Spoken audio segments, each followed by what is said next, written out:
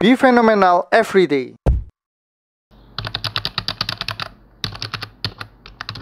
Hai guys, video kali ini saya akan membahas beberapa hal. Yang pertama, studi kasus antara GoTo dengan Bukalapak yang dua-duanya sudah sama-sama rilis laporan keuangan Q1 2022. GoTo merugi, sedangkan si Bukalapak kan mencetak profit. Kemudian yang berikutnya saya akan membahas market update seperti biasa mingguan. Dan yang terakhir saya akan membahas juga studi kasus pembantaian di saham True ya, di hari Jumat ini. Oke, sekarang saya akan masuk yang pertama terlebih dahulu ya. GoTo dan Bukalapak dua-dua sudah rilis laporan keuangan Q1-nya ya. Kita bisa cek di idx.co.id. Kalau Bukalapak di 28 April, sedangkan GoTo di tanggal 30 Mei. Jadi lebih cepat Bukalapak ya.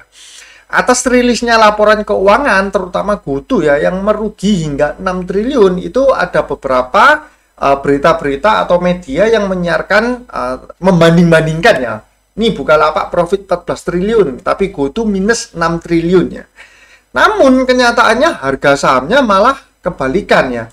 Saham GoTo dia sudah di atas harga IPO. Nah, IPO-nya kemarin kan di 338 ya. Ini 338, sekarang sudah 354. Sedangkan Bukalapak malah belum menyentuh IPO, masih jauh ya. Karena IPO-nya di 850. Nah, sekarang saya akan membahas yang Bukalapaknya ya.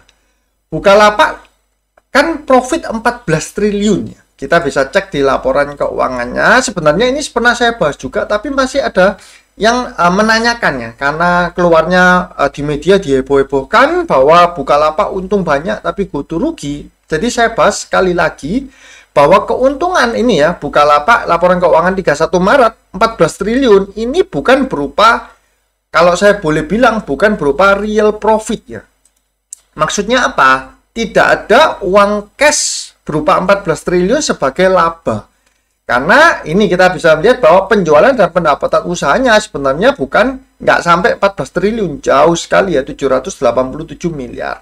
Tapi ada pendapatan lainnya, ini yang sebesar 15 triliun. Nah, teman-teman kalau mau cek ini real money atau enggak, teman-teman bisa lihat di sini ya, di arus kasnya juga.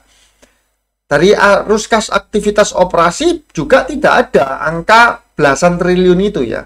Ini dia, ini kan terima uangnya ya, terima uang realnya di sini, 825 miliar dan 200 miliaran. Sedangkan biaya-biayanya juga 1,4 triliun, sehingga arus kasnya juga negatif ya.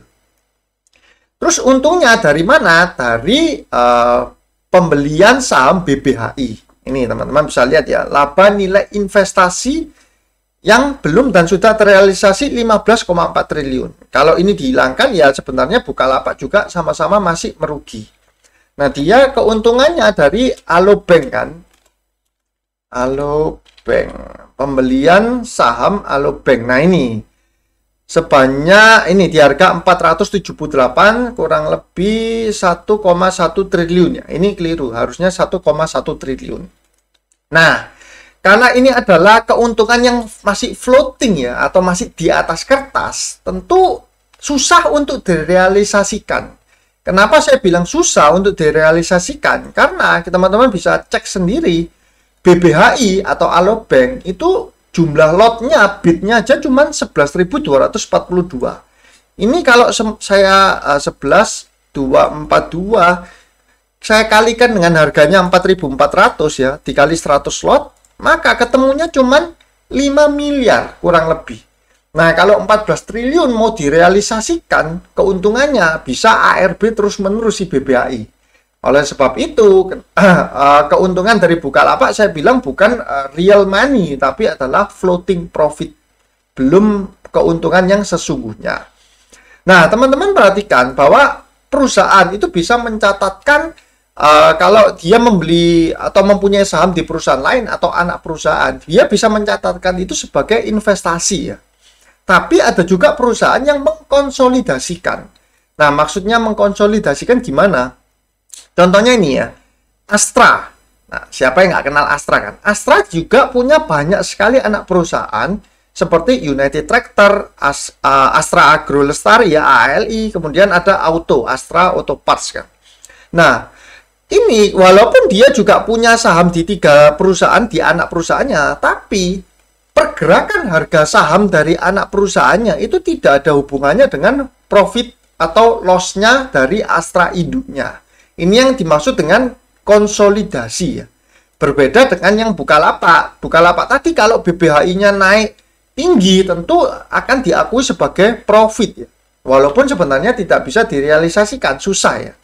Seperti itu. Jadi teman-teman harus perhatikan ya, apakah profit yang tercetak itu adalah profit yang real money. Kalau dari anak perusahaan itu sah-sah saja. Apakah sudah dikonsolidasi atau belum? Kalau belum, tentu susah untuk dicairkan ya uangnya. Seperti itu. Karena dia harus jual saham BBHI. Nah, pertanyaannya kalau sudah sekarang seperti ini, bagaimana cara dia untuk menjual? Tentu dia berharap ada investor besar yang mau membeli saham BBHI ya, dalam jumlah besar di harga sekarang. Kalau dia bisa jual di harga sekarang, tentu kan sudah cuannya itu sudah berkali-kali lipat ya. Dia akan senang sekali. Nah, atau dia mungkin akan menaikkan dengan segala cara ya, dan mengundang retail untuk masuk ke dalam BBHI. Nah, itu yang teman-teman harus perhatikan ya. Sedangkan kenapa kalau GoTo sendiri walaupun rugi 6 triliun ya, tapi dia masih bisa naik harga sahamnya, bahkan performanya ini jauh lebih bagus ya daripada Bukalapak yang belum kembali ke harga IPO. Dia ada muncul berita bahwa ini ya, GoTo masuk indeks LQ45, IDX 30 dan IDX 80 mulai 8 Juni. Sehingga kalau misalkan masuk indeks yang besar, ini bisa menarik minat para fund manager. Karena fund manager juga nggak mau kalah kan performa mutual fund, performa reksadana mereka dan indeks dengan indeks kan jika dibandingkan. Oleh sebab itu biasanya saham-saham yang masuk ke indeks top-top seperti ini juga akan dibeli oleh fund manager. Walaupun tidak 100% harus seperti itu ya. Cuman mereka harus jaga benchmark lah. Apalagi bobot GoTo itu kan besar terhadap market ya. Jadi ibaratnya kalau jangan sampai kalau GoTo-nya naik mereka nggak punya, sedangkan indeksnya naik tapi portfolio mereka itu tidak ikut naik karena mereka tidak punya GoTo di dalamnya. Itu yang menyebabkan sentimen jangka pendeknya ya, kenapa kok dia bisa naik.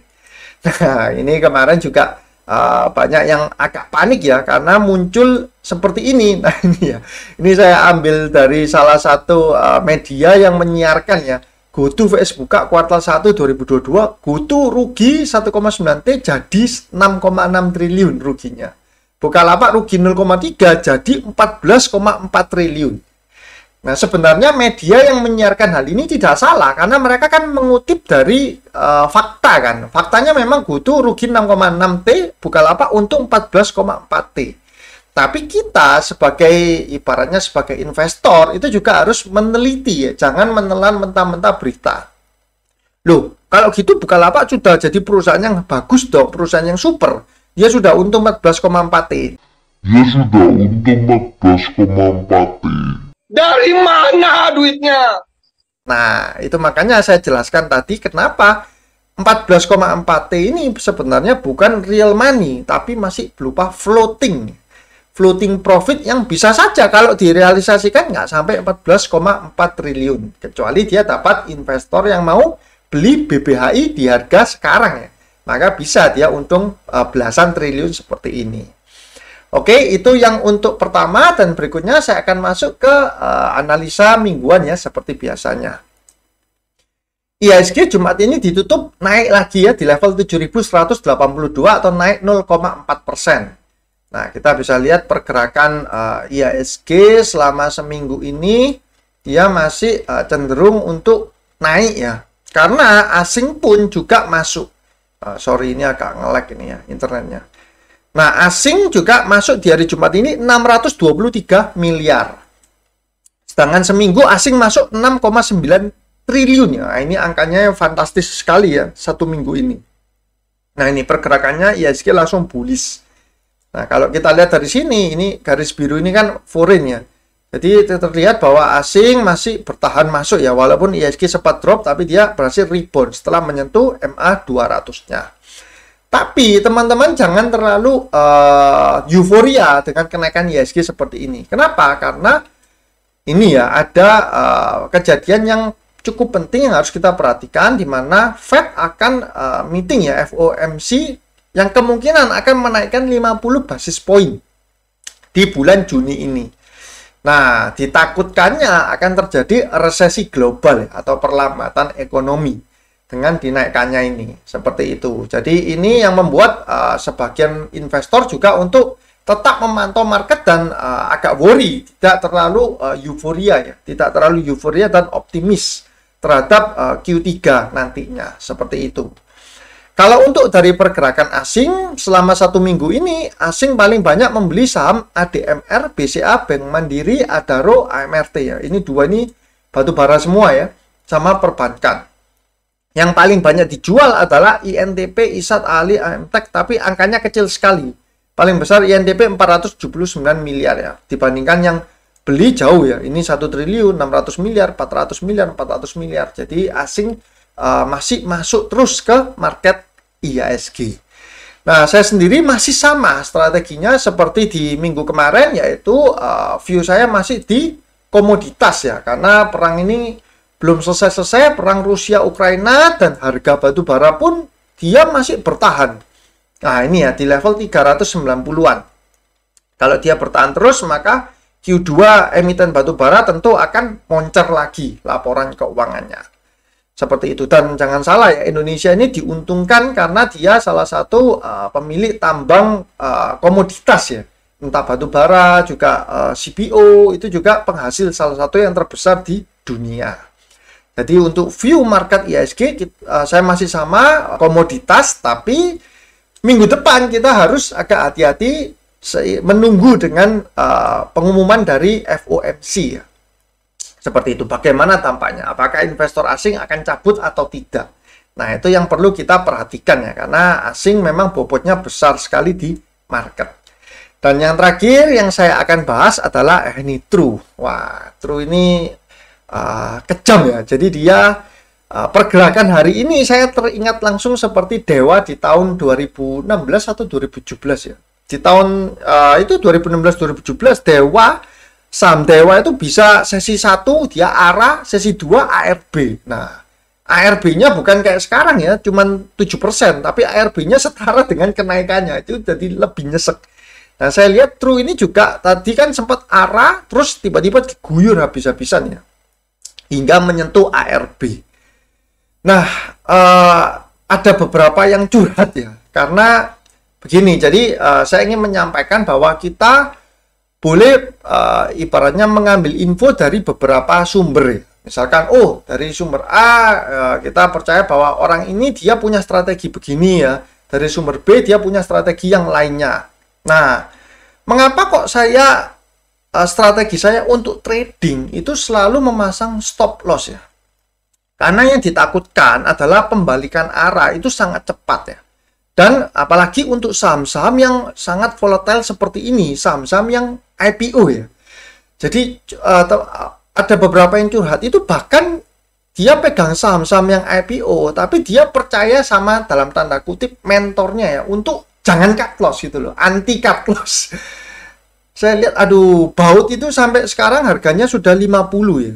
Kemudian True ini juga dia floating loss-nya itu sudah 50% lebih lah. Jadi kasihan gitu loh kalau kita trading di saham-saham yang seharusnya memang untuk trading jangka pendek, tapi dijejali dengan pemahaman bahwa cut loss itu kayak haram gitu loh dalam trading. Wah, itu berbahaya sekali ya teman-teman. Kalau misalkan kita yang pegang saham-saham yang blue chip, yang fundamentalnya sangat bagus, yang kita tahu berapa intrinsic value-nya, harga sekarang masih di bawahnya, sehingga kita nggak cut loss, kita terus akumulasi, itu masih nggak masalah ya.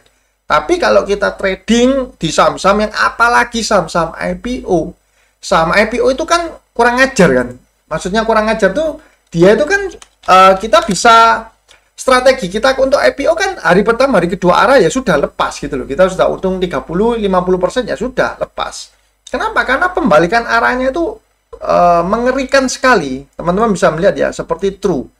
Dia dari 100 naik hingga ke 900-an. Kemudian dia sempat turun.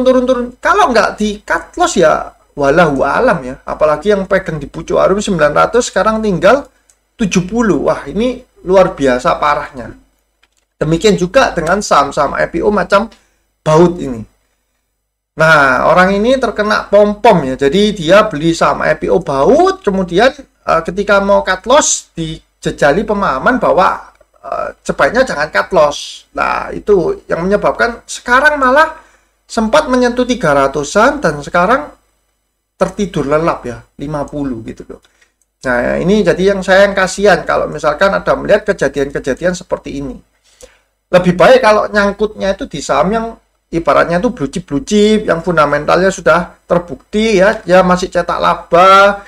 Nah, itu masih lebih oke lah, GCG-nya terbukti ya. Kalau kita nyangkutnya di saham yang seperti ini, berharap nanti bisa kembali kok ke nilai tertingginya. Wah, itu ibaratnya nyesek ya. Turunnya soalnya luar biasa. Nah, True ini tadi itu sempat menyentuh arah ya, dan ternyata diguyur habis di closingnya ini ya. Kita bisa lihat hari ini YP buang barang 1,6 juta lot. Tiba-tiba ini ya 12,7 miliar. Nah, ini kita nggak bisa tahu kan siapa ini orang yang mengguyur. Cuman yang pasti kalau teman-teman perhatikan kan, dari kejadian ini teman-teman harus hati-hati untuk yang berpikir ya mau investasi di grupnya, karena kita bisa cermati ini kan dia baru IPO 2021. Emiten kalau mau melakukan IPO ada kecenderungan ya. Jadi emiten itu bisa untuk IPO memang untuk cari uang ya dari retail, atau dia memang mau menstabilkan harga sahamnya. Jadi dia nggak mau merusak image perusahaannya, habis digoreng kemudian dihancurkan. Itu sebenarnya emiten bisa. Ibaratnya itu menjaga harga sahamnya. Itu sangat umum terjadi. Nah, kalau kita lihat seperti ini, tampaknya emiten ini benar-benar tidak menjaga ya, dan dia memang memang ibaratnya itu memainkan harganya. Dia naik 900, dihancurkan 300, naik ke 1000 dan sekarang tinggal 70. Ini benar-benar kasihan tuh untuk retail-retail yang nyangkut dan membeli di harga ketika awal-awal IPO dan tidak cut loss ya. Nah, teman-teman harus hati-hati ya dengan emiten-emiten seperti ini, harus benar-benar pelajari. Dan memang kalau memang mau trading jangan ragu-ragu. Kalau misalkan teman-teman merasa ini sahamnya sudah jelas-jelas keliru kita beli ya, karena mau untuk trading, jangan tiba-tiba beralih jadi investor di saham-saham yang teman-teman seharusnya tidak untuk investasi. Nah, seperti itu ya saran saya. Jadi harus hati-hati. Saya lihat Porto yang minus 70% gitu dari saham IPO itu bingung ya. Mau mengembalikannya itu ya mungkin beberapa tahun nunggu gitu loh. Dan kalaupun kita nunggu pun belum tentu ada jaminan dia akan kembali ke harga tertinggi. Seperti itu sih. Jadi ya ini bisa kita jadikan pelajaran ya. Jangan sampai ada korban-korban berikutnya ya dari saham-saham IPO yang naik tinggi dan ketika pembalikan arah pada tidak mau untuk segera lepas ya, karena menyakitkan. Sekali berbalik arah dia bisa turunnya sangat tajam. Oke guys, cukup sekian untuk video kali ini. Semoga dapat bermanfaat untuk teman-teman semua ya. Saya doakan semoga teman-teman sehat selalu, sukses dan cuan selalu. See you guys.